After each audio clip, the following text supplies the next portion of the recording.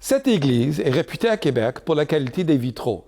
Et comme nous nous tenons ici au milieu du sanctuaire, il est facile de voir pourquoi.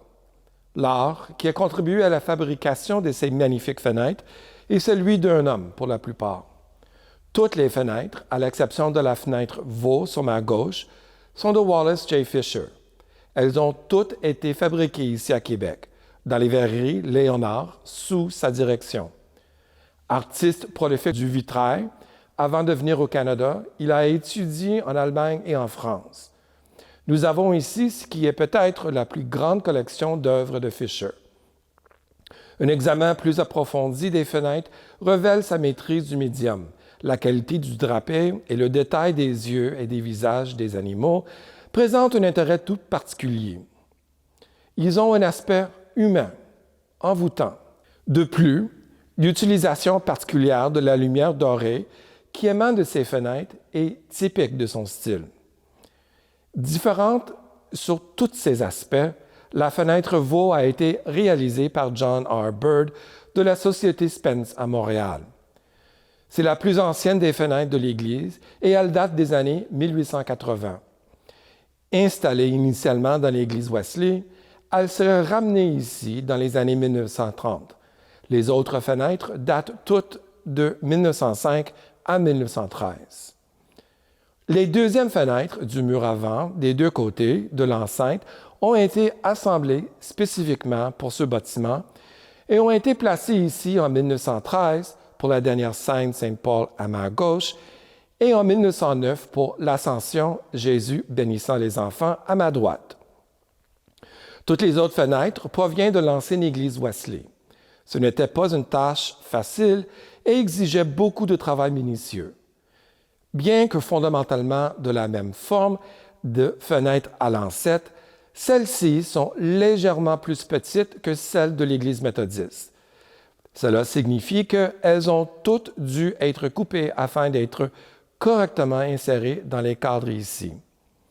Si vous regardez attentivement, vous pouvez voir l'habileté avec laquelle cela a été fait. Plus particulièrement, on peut en voir le résultat dans les parties centrales.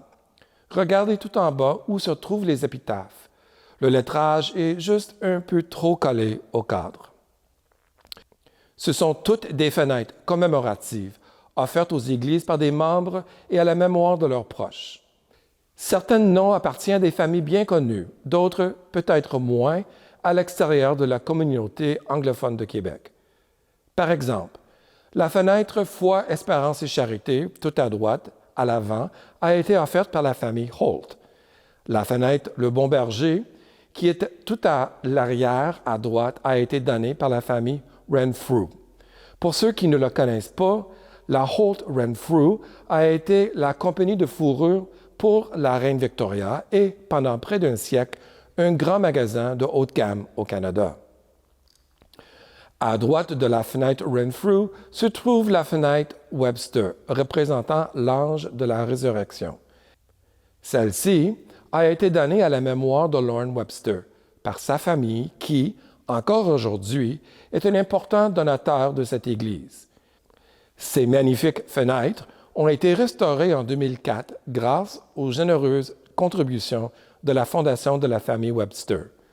En effet, au fil des ans, leur aide financière significative a permis à l'Église d'effectuer la restauration de la maçonnerie extérieure, du toit en cuivre et de l'orgue.